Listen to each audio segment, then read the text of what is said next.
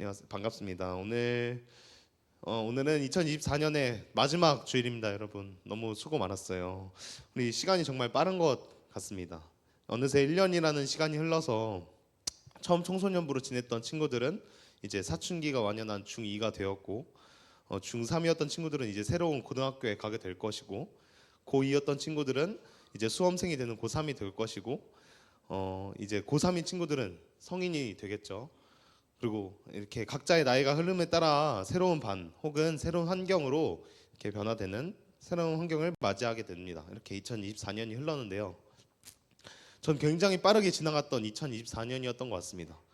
그래서 2024년에 이 청소년부에서 뭘 했는지 한번 살펴봤으면 좋겠는데요. 한번 PPT 띄워주세요. 네. 자, 2024년에 뭘 했냐면은 제가 처음에 중1 크루들의 초등학교 졸업식을 갔어요. 초등학교 졸업식을 갔었고, 그리고 그 후엔 겨울 위대한 캠프가 있었죠. 그리고 수련회 후에 디보팅 예배로 드려져서 우리가 그 디보팅 팀즈로서 개인 헌신 작정서도 작성해봤습니다. 이 헌신 작정서가 엄청난 큰 파장을 몰고 왔죠. 네, 그렇게 해서 제자훈련이 여기서 제자훈련에 동그라미 친 학생들이 이제 함께 제자훈련을 시작하게 됩니다.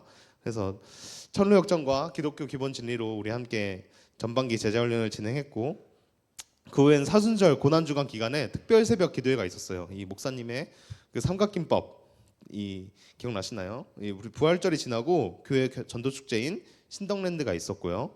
그리고 다시 방학이 시작되고 여름 수련회인 리커버리 캠프가 진행되었습니다. 그리고 올해 처음으로 우리가 해외 단기 선교 필리핀으로 가게 되었고요. 하반기 제자훈련을 이제 신전한 기독교를 시작하면서 일주일 말씀을 외우는 말씀 왕도 있었어요. 그렇게 또 올림픽과 흑백 요리사로 하반기 전독 축제가 진행되었고, 이제 지난주 성탄 공연까지 있었습니다. 네, 하나 더 넘겨주세요. 네, 이렇게 정말 많은 일들이 있었던 한 해였던 것 같습니다. 우리 한 해 동안 고생했다고 옆 사람에게 한번 인사해 봅시다. 정말 수고 많았어. 우리 내년에도 한번 화이팅 해보자. 오케이. 네. 우리 교회에서만 해도 이렇게 많은 일들이 있었는데, 여러분들의 각자의 학교 생활, 그리고 친구 관계, 학원 이런 것들까지 하면은 정말 많은 일들이 여러분의 삶 속에서 있었을 거라고 봐요. 돌아보니 정말 열심히 살았던 한 해였던 것 같습니다. 여러분은 왜 이렇게 인생을 열심히 사십니까?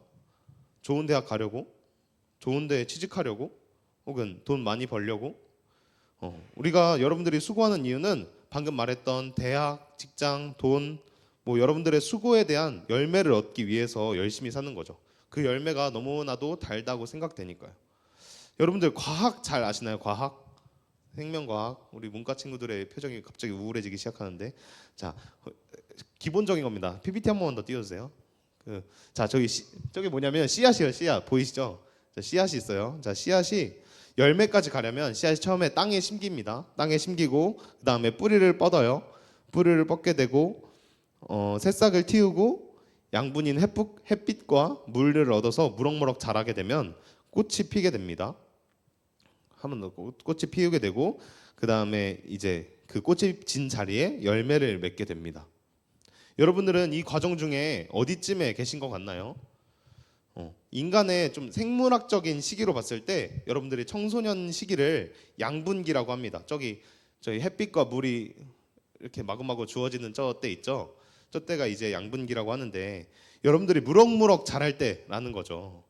그래서 이때는 햇빛과 물을 끊임없이 받아야 하는 것처럼 여러분들이 밥도 잘 먹고 잠도 잘 자고 해야 한다고 합니다. 그런데 우리는 머릿속에 양분을 집어넣느라고 몸에 대한 양분은 제대로 필요하게 얻지 못하고 있는 것 같아요. 이렇게 신경 못 쓰고 있는 것이 몸에 대해서만이 아니라 여러분들의 신앙생활에 대해서도 마찬가지 아닙니까? 혹은 몸보다 훨씬 더 무신경하게 대하고 있죠, 신앙생활을. 그렇게 우리는 믿음이 쑥쑥 자라야 할 때 그 양분을 먹지 못하고 계속 새싹 같은 어린아이와 같은 믿음으로 여전히 남아 있는 것 같습니다. 신앙생활에 있어서 열매를 맺지 못하게 되고, 그렇게 열매가 없으니까 뭐야, 교회와도 똑같네, 교회면 여전히 역시 손해야 라고 생각하게 되지 않습니까? 저는 이럴 때 여러분들에게 묻고 싶습니다. 정말 충분히 양분을 취해 보셨습니까? 하나님의 말씀, 기도 찬양을 정말 충분히 취해 보셨습니까? 양분을 제대로 받아본 적도 없으면서 열매가 맺어지지 않았다고 그렇게 불평하는 것은 아닙니까? 그저 매주 교회 오는 거로 만족하면서 그렇게 올 한 해를 마무리하고 있진 않습니까? 오늘 말씀에서도 이렇게 열매를 맺지 못하는 나무에 대한 이야기가 나타납니다. 6절과 7절 같이 다시 한번 읽었으면 좋겠습니다. 준비 시작. 이에 비유로 말씀하시되 한 사람이 포도원에 무화과 나무를 심은 것이 있더니 와서 그 열매를 구하였으나 얻지 못한지라. 포도원지기에게 이르되 내가 3년을 와서 이 무화과 나무에서 열매를 구하되 얻지 못하니 찍어버리라. 어찌 땅만 버리게 하겠느냐. 아멘. 자, 이 무화과 나무라는 게 나타나요. 무화과 나무가 열매를 맺는 주기가 최대 3년이라고 합니다. 3년 안에는 무조건 열매가 나와야 되는 거예요. 근데 이 사람은 그래서 3년 동안 무화과 나무를 심고 3년 동안 무화과 나무를 계속 왔다 갔다 하면서 열매가 도대체 언제 열리는 거야? 하면서 계속 물도 주고 햇빛도 바라보게 하고 했는데 열매가 맺어지지가 않는 거예요. 그래서 당연히 이 무화과 나무가 잘못됐어. 이 씨앗이 잘못된 것 같아라고 생각하고 이제 이 나무를 땅만 버리고 있다고 생각하니까 이 나무를 베어버리라고 명령합니다. 세상도 마찬가지 아닙니까? 여러분들에게 주어진 기한을 주고 그 안에 만족할 만한 결과들을 얻어내지 못한다면 잘리거나 그 결과에 맞게 여러분들을 자리를 배치할 뿐이죠.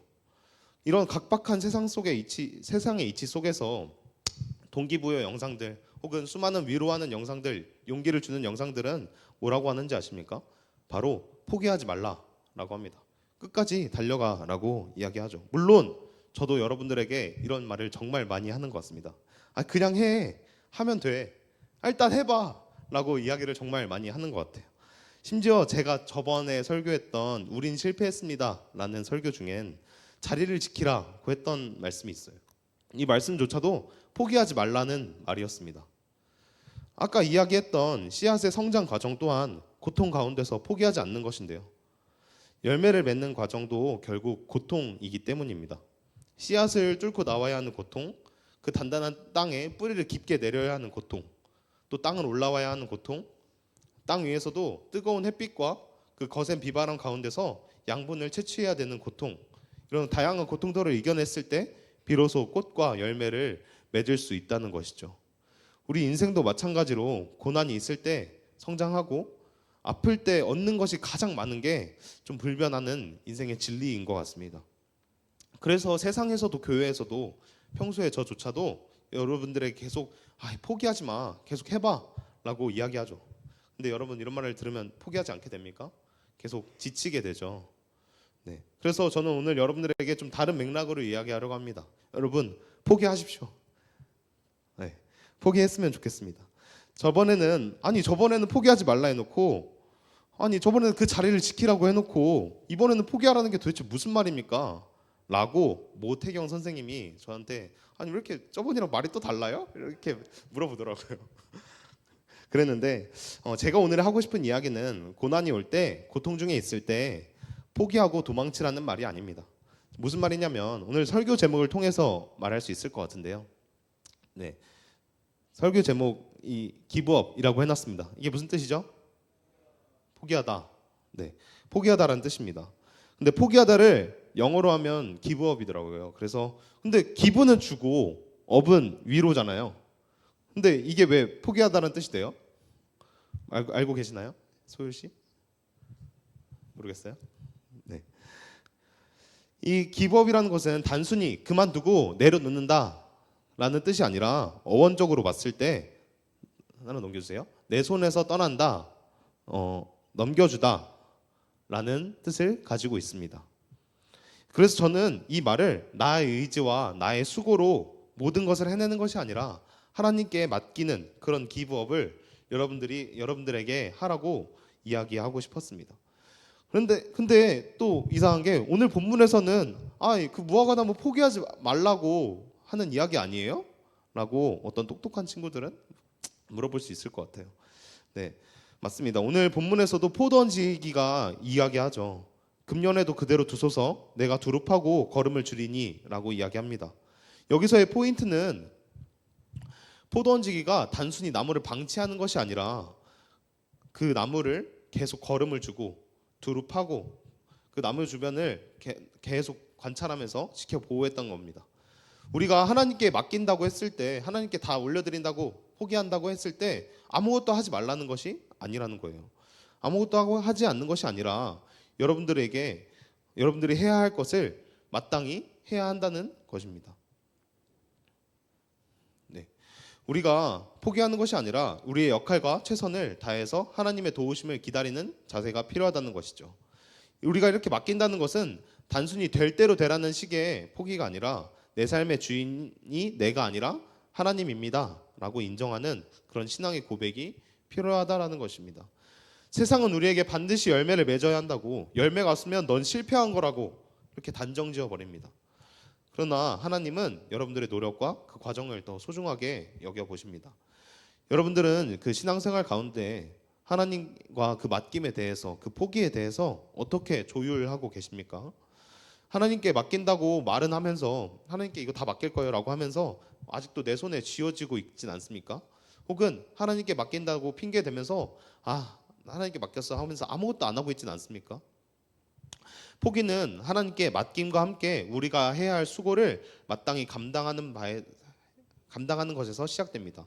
포도원지기가 거름을 주고 땅을 팠던 것처럼 우리는 우리의 신앙을 위해서 수고를 해야 한다는 것이죠. 여러분은 어떤 수고를 하고 계십니까? 스스로 이제 한 해가 마무리되는 시기쯤에 여러분들에게 스스로 물어봤으면 좋겠습니다. 질문 띄워주세요. 나는 얼마나 하나님께 맡기면서 살아왔는가? 나는 내 신앙을 위해 어떤 노력을 했는가? 이런 질문을 가지고 고민해보는 시간이 잠깐이라도 되셨으면 좋겠습니다. 그러나 전혀 수고하지 않고 고민하지 않는다면 오늘 본문 9절에서 말하는 대로 하나님께조차도 버려져 버리는 인생이 되어버릴 것입니다. 그러니 우리는 지금 당장 고민하고 수고해야 합니다. 그렇게 결단해야 합니다. 이런 고민과 결단을 이어갈 때 그 수고는 결코 헛되지 않습니다. 사도 바울은 이 수고에 대해서 고린도전서 15장에서 이야기합니다. 함께 읽습니다. 시작. 그러나 나의 나된 것은 하나님의 은혜로 된 것이니 내게 주신 그의 은혜가 헛되지 아니하며 내가 모든 사도보다 더 많이 수고하였으나 내가 한 것이 아니요 오직 나와 함께 하신 하나님의 은혜로라. 아멘. 바울의 수고는 그의 힘만으로 된 것이 아니라 하나님의 은혜로 함께 이루어진 수고라고 이야기합니다. 본문의 무화과나무도 열매를 맺지 못하니 죽을 수밖에 없었지만 포도원지기의 그 수고와 주인의 기다림 속에서 그 열매 맺을 가능성을 다시 찾게 된 것 아닙니까? 그러니 여러분 그렇게라도 수고해야 되지 않겠습니까?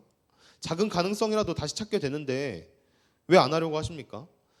다시 찾기만 한다면, 수고하기만 한다면 하나님이 30배, 60배, 100배의 축복을 정말 채워주실 텐데 왜 안 하려고 하지? 라는 고민을 저는 좀 해봤던 것 같습니다. 근데 그 이유를 고민해 보니까 여러분들이 수고를 좀 기피하는 이유가 있더라고요. 수고에는 희생이 필요합니다.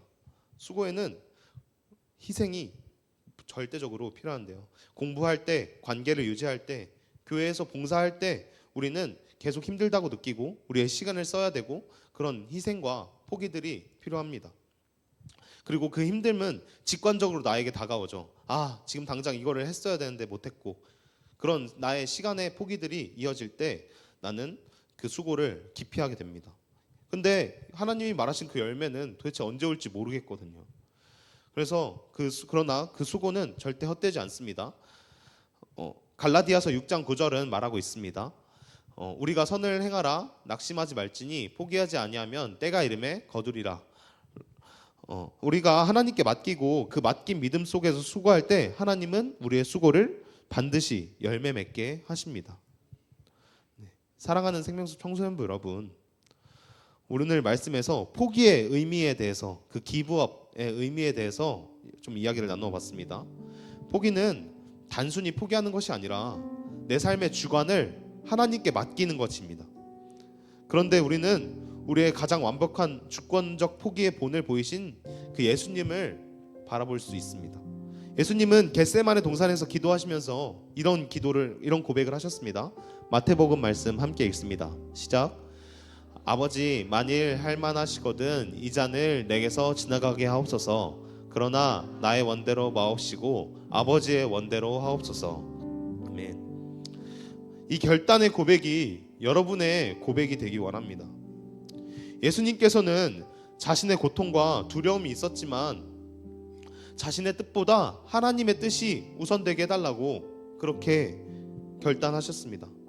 그리고 그 십자가 위에서 예수님은 자신의 생명을 내려놓으시면서 우리 모두를 위한 포기의 본을 보이셨습니다.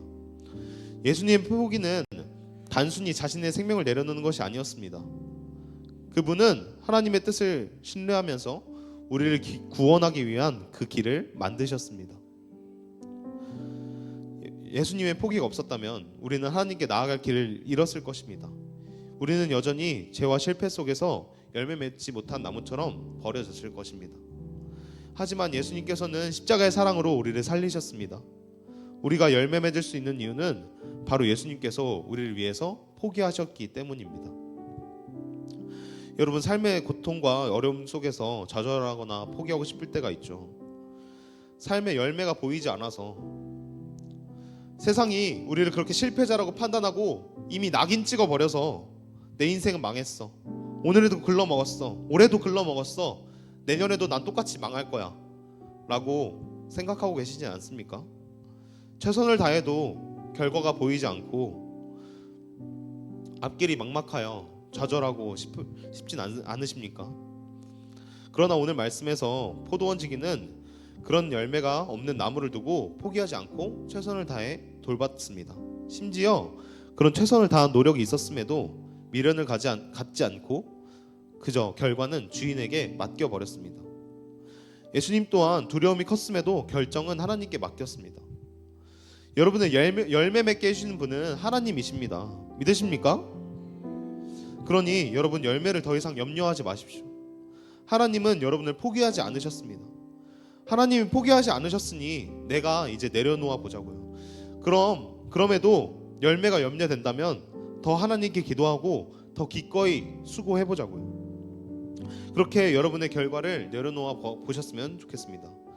저는 몰라줘도, 부모님은 몰라줘도 여러분이 한 해 동안 얼마나 수고했는지는 이미 하나님이 알고 계십니다.